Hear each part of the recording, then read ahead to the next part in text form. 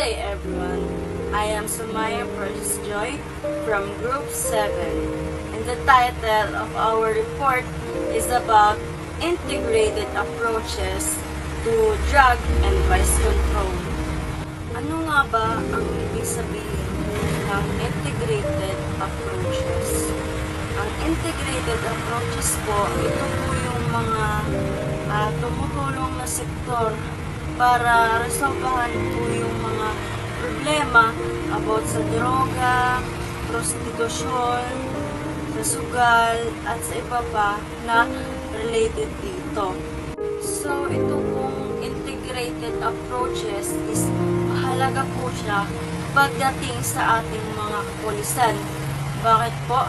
Dahil ang integrated approaches po, ito po yung mga halimbawa po nito yung mga non-government agencies, mga programs sa mga barangay para makatulong o kaagapay para masolusyonan po yung problema pagdating sa droga, which is big help po ito sa ating kapulisan para po may katulong sila sa pagbuksa sa problema na ito.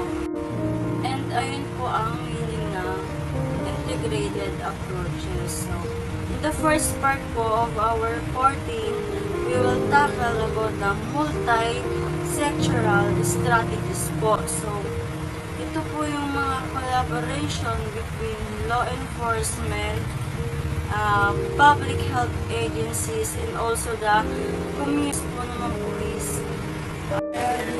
Collaboration between law enforcement, public health, and community organization in drugs and vice control. Dito ay the Philippines government takes a multi-sectoral approach to combat drug abuse, illegal gambling, human trafficking, and other vice by combining law enforcement efforts with public health intervention, the Philippine National Police, and other law enforcement agencies work closely with the Department of Health and local government units and used to address this issue through both prevention and rehabilitation strategies. Sabi dito na meron tayong iba't ibang sangay ng government natin na ay nakikipag-ugnayan sa isa't isa para sa drug vice control goals. Meron din tayong kanya-kanyang papel ang mga sektor ng government at sila ay nagtutulungan. Meron tayong tinatawag ng interagency approach. Sa drugs, meron tayong dangerous drugs board. And meron tayong 17 members. Andyan ang DOJ, DOF, DOH, PNE, and DOLE, DepEd, DLG, DFA, and DSWD. Ngayon, dito naman sa Anti-Drug Campaigns and Rehabilitation Agency, Philippine National Police, Law Enforcement and Drug Enforcement Operation. Dito sabi dito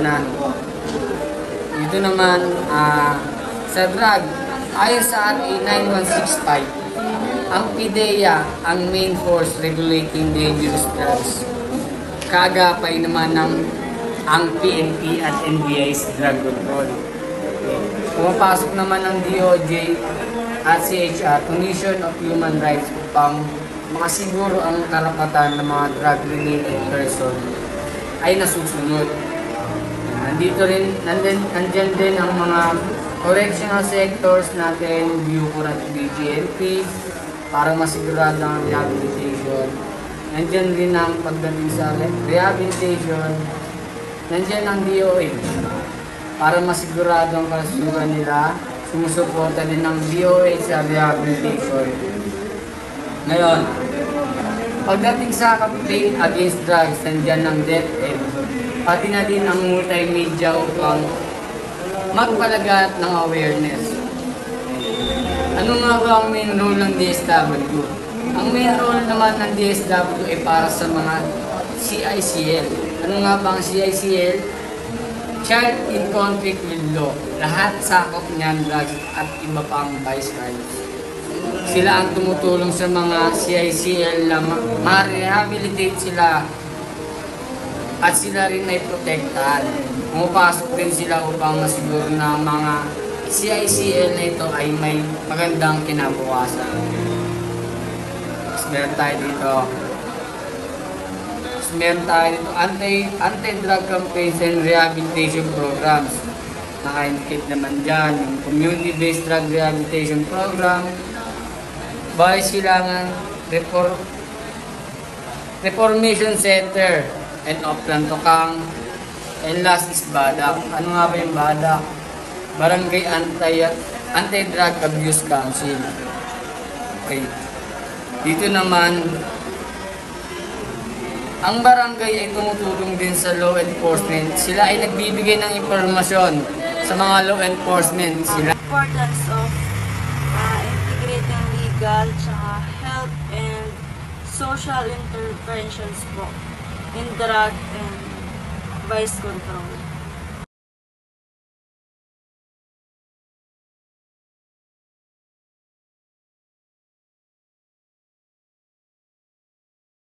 My name is Armes Charles Kevin. This is my report, legal intervention in drugs and vices. Ano nga bang legal intervention? Ang legal intervention refers to the law, regulation, and enforcement measures implemented by government to control and manage the use, distribution, and trade of substance and activities considered harmful or illicit. Sinasabi dito na yung legal intervention daw is ini-implement ng government or nagre-refer sa mga batas na papasukan ng mga gumagamit ng drugs. Then, ang example ng legal intervention is criminalization. Ano nga ba yung nakakapasok sa criminalization? Prohibiting the use, possession, sale, or distribution of certain substance. Sinasabi dito, sir, na parang pinapaliit yung parang pinagbabawalan yung pagdala, pagbenta ng mga narcotics. Tas ang isang goal naman ng legal intervention is crime reduction, disrupting illicit drug trade, and reducing related crime. Ang sinasabi naman dito na na mababawasan yung mga crime, lalo na pag nagiging ano nga bang health intervention? Health intervention refers to programs, services, and strategies aimed at preventing, reducing, or treating substance use disorders and related health problems. This intervention focuses on improving individuals and public health outcomes. Sinasabi naman dito, sir, na yung health intervention nakapokus sa mga pagpe-prevent or pag-treat ng mga strategies ganon para makatulong sa mga drug addicts. What is the example of health intervention? Number 1 dyan is yung substance abuse treatments. Papasok dun yung pagka-counsel mo sa isang drug addict, or iti-therapy mo sila, or medication-assisted treatment for addiction. May mga ginagamit na rin kasi ngayon para makaiwas ka sa drugs. May mga ibang alternative way para mapaiwas mo isang tao sa drugs. Ang goals ng health intervention is to improve health outcomes like day. This is my third topic is social intervention. Ano nga ba ang social intervention? Social intervention refers to strategies and programs aims at addressing the social determinants and consequences of substance use. This intervention focuses on improving social functioning, relationship, and overall well-being.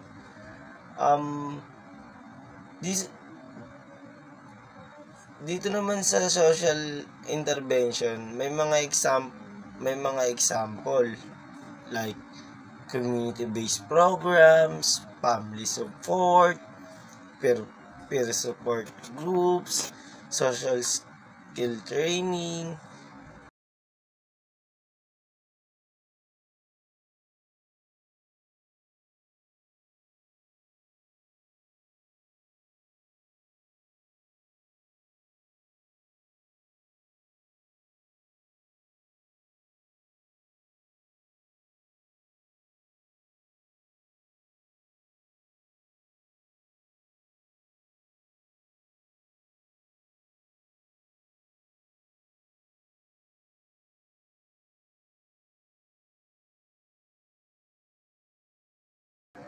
Good day, this is my last topic, a community-led initiative.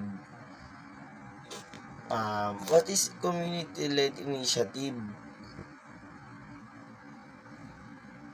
A community-led initiative refers to a project or program design implemented and driven by the community itself to address substance use issues. This initiative often involve local organizations, residents, and stakeholders working together to create positive change.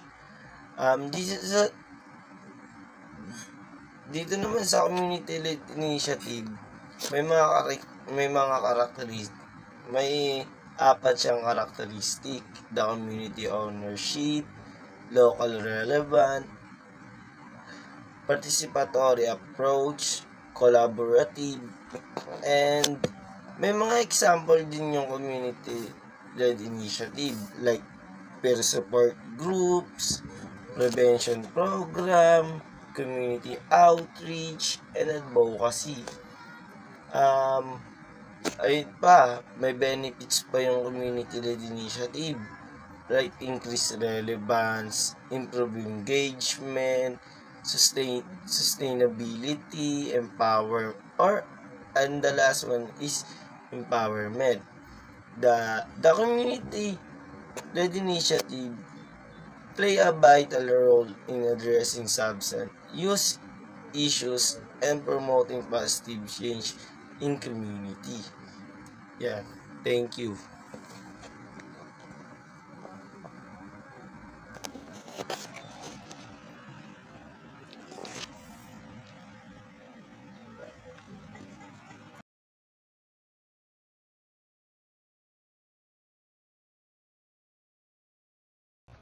Good day, sir. Ako nga po pala si JP Ganabe from 3D. Representing Group 7. Ang nakatalakay sa grassroots program, promotion, drug prevention, and rehabilitation. Unang-una dito ang CBRP. Ang Community-Based Drug Rehabilitation Program ay isang pambansang program sa DLLD kasama LGU, DOH at iba pang ahensya.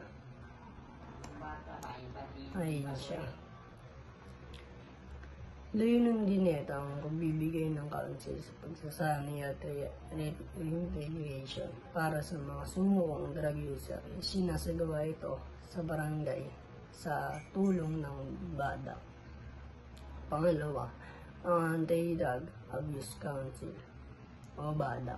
ay itinatag sa bawat barangay upang labanan ang paggamit ang illegal na droga. Papatupad dito ng mga edukasyon, kampanya, tumutulong sa rehabilitation ng mga drug surrender at nakipag-ugnayan sa mga otoridad upang mapanatili ang kaayusan at kaligtasan ng komunidad. Pangatlo, ang barkada kontra droga.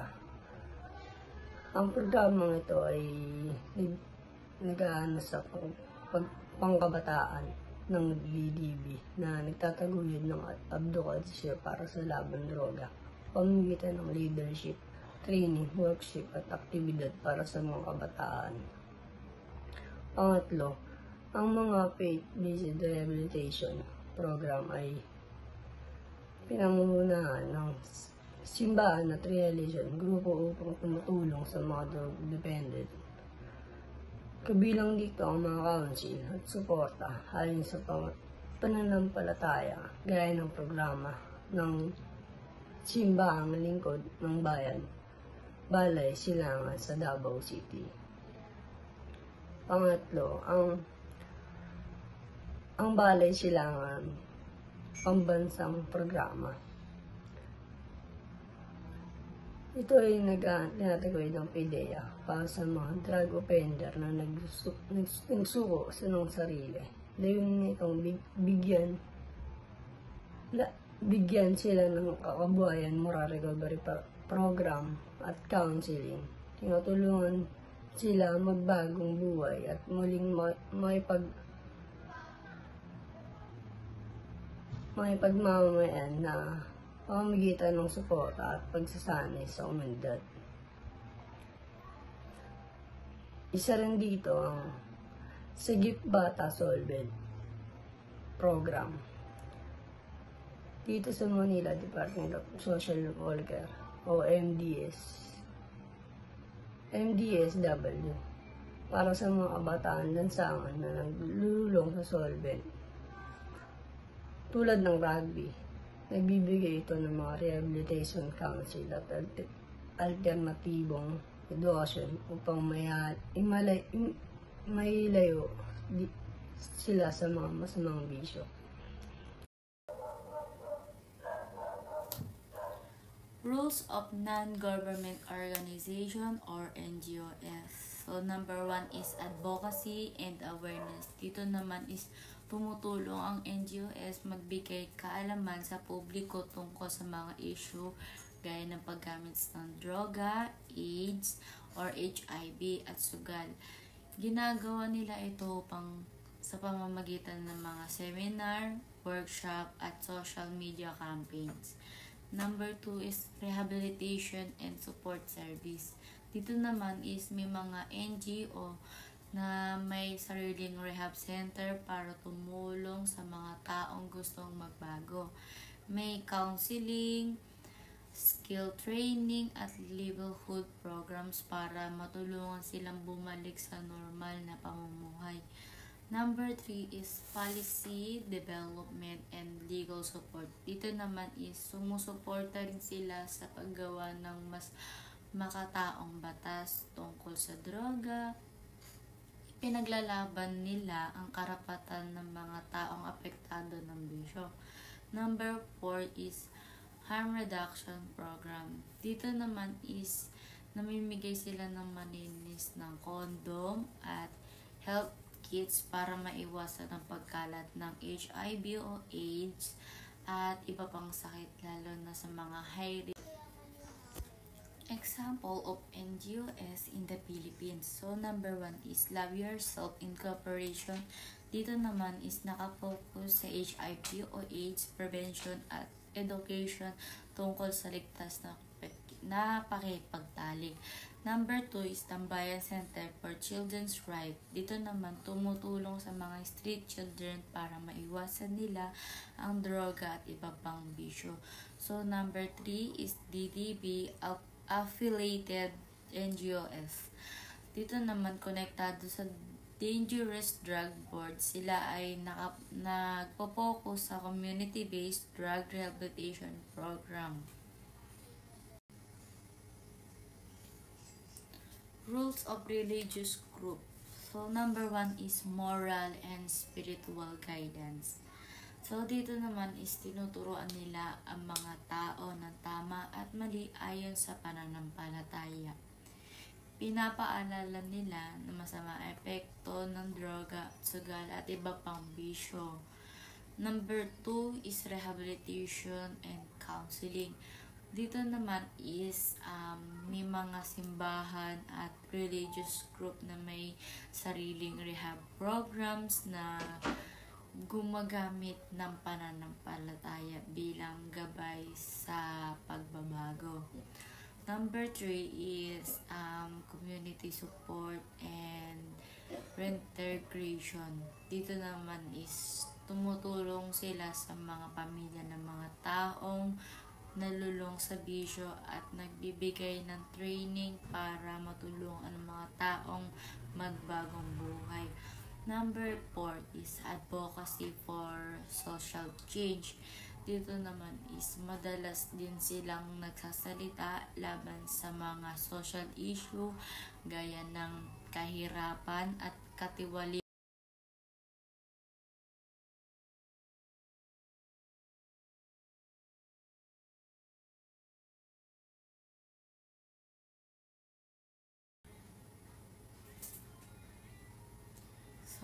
Example of religious organization in the Philippines. Number 1 is Catholic Church or CB Caritas Manila.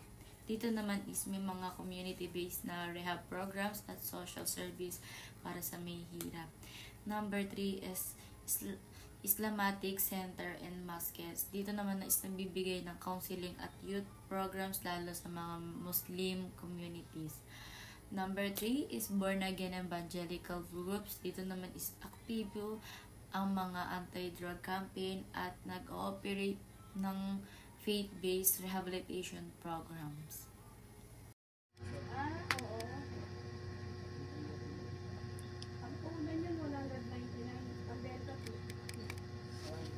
Good day everyone, I'm Divina De Jesus from Group 7 and Section 3D. Ang naka-assign sa akin, ang i-report ko is about the role of local government units or LGU and example of local government initiatives. Narito yung mga ilan sa mga hakbang na mga ginagawa ng ating mga local governments units o LGU para malabanan yung problema sa bisyo and sa mga illegal drugs sa community. Una is policy implementation. Ang mga LGU is responsible sa pagpapatupad ng mga pagpapatupad ng pambansang batas tulad ng Republic Act on 1965, also known as Comprehensive Dangerous Drugs Act. Bukod dito, sila rin yung gumagawa ng mga local ordinance para mapigilan yung mga paglaganap ng mga bisyo sa kanilang nasasakupan o sa community. Pangalawa is Community-Based Rehabilitation Program o CBRP sa mga tulong ng barangay, anti-drug abuse councils o BATACs at mga health agencies. Ang mga LGU is nagsasagawa sila ng mga alternative programs para sa mga rehabilitation ng mga drug user na hindi na lamang nakatutok sa mga parusa o punishments, kundi na rin sa mga pagbabago o pagpapagaling ng mga drug user.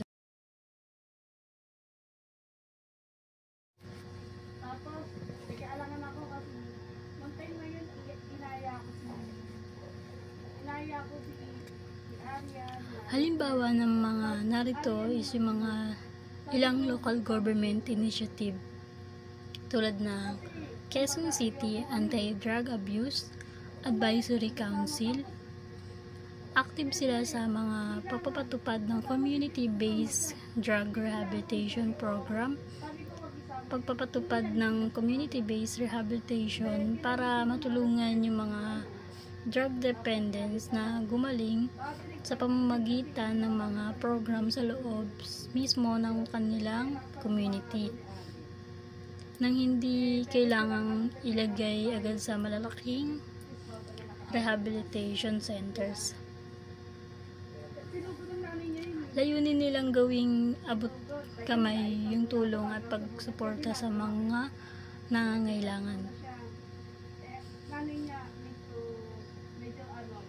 Number 2 is Davao City Community-Based Drug Rehabilitation Program. Kilala sa mga holistic approach na kinabibilangan ng livelihood training para sa mga drug surrenders.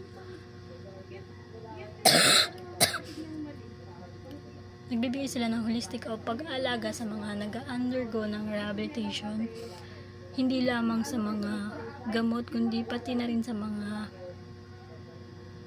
mga kabuhayan o livelihood training, mental health at reintegration sa lipunan. Layunin nito na bigyan ng bagong simula yung mga nag-recover na mga drug dependents. Number 3 is Manila City Mahigit isang taon lang ang nakakaraan, isa si Abigail sa mga lulong sa illegal na droga na tila wala na raw direksyon ng buhay. Adik din daw noon ang kanyang asawa. Dati pag wala na kaming magamit, nagbubugbugan na kami. Ngayon, patapos na silang mag-asawa sa drug rehabilitation. Bukod sa pag-iwas sa droga, natuto si Abigail na gumawa ng mga homemade soap bilang bahagi ng kanyang rehab. Yung iba, tumigil tapos yung iba magnanakaw na lang. Ito, hindi. Matutulungan ka talaga kasi nagbebenta ka. Naghihirapan mo. Si Janice, bukod sa paggamit, naranasan din daw maging drug runner para kumita. Pero matapos mapatay ilang kakilala dahil sa giyera kontra droga, nagparehab na. Kailangan ko po talaga ng ganyan livelihood. Para po hindi ko po naiisip magdroga. Kasi nalilibang po kami. Doon pa rin ba yung tukso? Sa ngayon po, wala na po. Ang mga livelihood project na ito, halimbawa umuno ng community-based rehabilitation program na ipinatutupad sa iba't ibang panig ng Metro Manila. Ang proyekto sa pagtutulungan ng PNP, Rotary Club, mga NGO at simbahan. Isa sa mga nagtataguyod nito, alam na alam daw ang pangangailangan ng mga lulong sa droga. Drug addiction is a disease that can be cured. Well, in fact, I was a former drug addict, pero naging pari ako. Kailangan lang natin silang bigyan ng paghuhubog at bigyan ng pagkakataon. Bago pa lang daw ang konsepto ng community-based rehabilitation program sa bansa at tila epektibo naman ito. Kaya naman palalawigin pa raw nila ang programa. Teenager si William, hindi niya tunay na pangalan ng malulong sa pagsusugal sa kasino. Pagtungtong niya ng 23 hanggang 26, umabot sa sukdulan ang kanyang pagkagumon na kapag patalo nga raw siya ng halos 9 milyong piso sa kasino. Siguro ma-relate ko siya sa tama ng droga. Yung kapag yung nanalo ka, yung gusto mong makuha yung ganong feeling lang talaga. Then kapag ka natatalo naman, nawawala yung feeling na yun. So gusto mo na naman ibalik yung ganong feeling. Kaya naengganyo ako magsugal. Si Harry naman, hindi rin niya tunay na pangalan. Kombinasyon ng droga at sugal ang bisyong sumira sa kanyang buhay. Nakatira ka at pumasok ka sa loob ng kasino para magsugal. Hindi mo na alam paano, ako hindi ko na alam paano ko lalabas kasi basta ako nakafocus ako sa gusto kong gawin, maglaro, yun lang. Sina William at Harry ang mga nasa magkabilang dulo ng mga pumasok dito sa Center for Christian Recovery kung saan dumadaan sa rehabilitation ang mga nalulong sa droga at sugal.